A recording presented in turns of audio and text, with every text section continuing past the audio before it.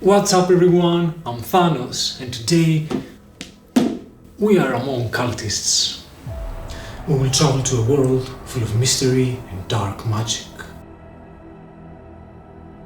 We have infiltrated in a team of investigators of a Miskatonic secret society that will try to uncover us and destroy our arcane ritual.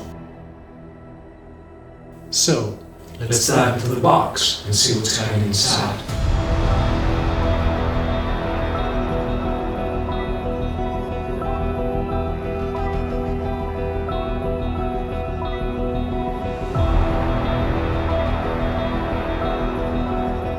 In this hidden role game for 4 to 8 players, you will be assigned random roles and teams. As an investigator, you will try to identify and eliminate the cultists before they are able to finish the ritual.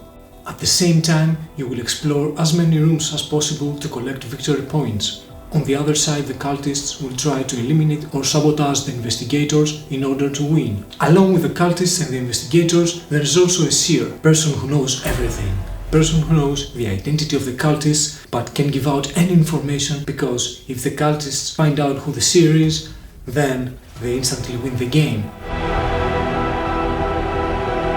The game begins with the identities randomly assigned to each player in a sealed envelope. A map is placed at the center of the table, a room deck is placed next to each room, and each player gets 1 deck of cards.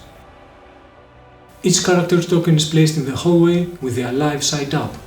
3 cultist tokens and 1 fishman token are placed in their respective places. Finally, book tokens are placed in each room depending on the number of book spaces. After setup, and only once at the beginning of the game, a small ritual takes place so that the cultists know their teammates and their seer knows who are the cultists. Close your eyes, reveal your fate, many a life might fade to grey. Everyone, close your eyes and turn your deck so that the bottom card is visible. Sisters, brothers, take a look at the parade the old one took. Cultists, open your eyes, get to know your teammates. Cover your fate and close your eyes, fist extended, no disguise. Everyone, close your eyes and cover your decks. All stretch their fist. Cultists show thumbs up. Alien eyes seek to distort, but you know their time is short. Seer, open your eyes, see the cultists. Everyone, close your eyes, thumbs down. Open your eyes, let's go. After the ritual, the game begins with a movement phase. Starting with the first player and going clockwise, players complete their movement action one by one. Each player has 3 movement points, and these depend on the route that was given to each player during setup. This route contains information about the rooms that this character can enter depending on the round.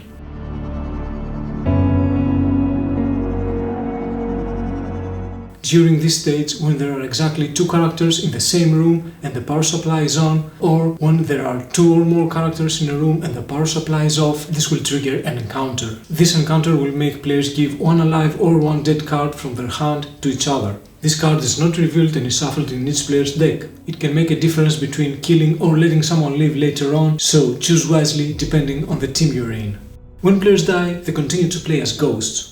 They can perform a limited set of actions, however, during the movement phase they can teleport to whatever room they want without initiating any encounters.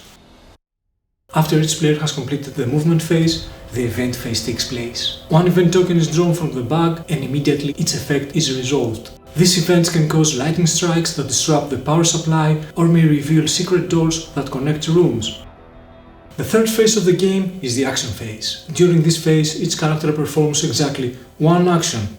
Character or room action. Character actions include checking the state of another player in the same room as you to see if it's alive or a ghost. You check their deck of cards, and if there is a dead card, then they are considered dead from this point on. However, if you're a cultist, you can lie about their state and the character is considered alive, and only you know about the real state.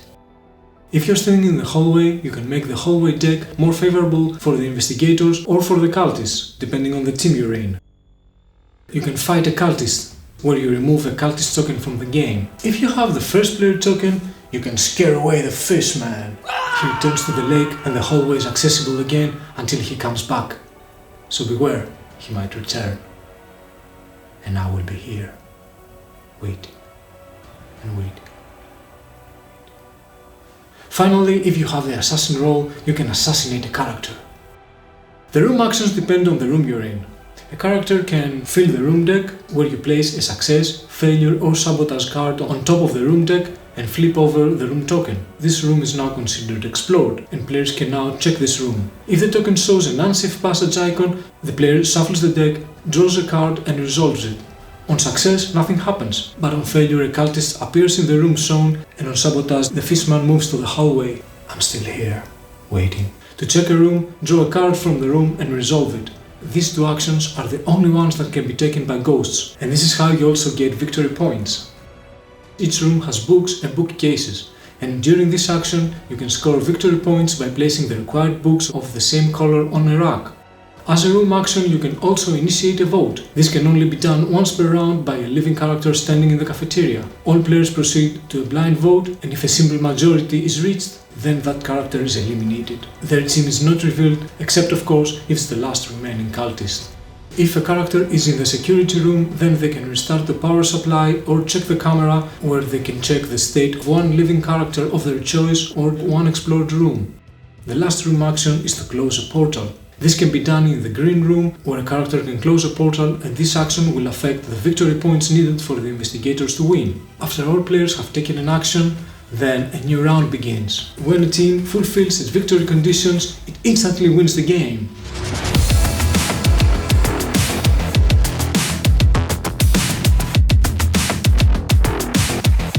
Well, this was my story of Among Cultists. Until next time, take care and remember, I know always that I'm an outsider, a stranger in this century and among those who are still men.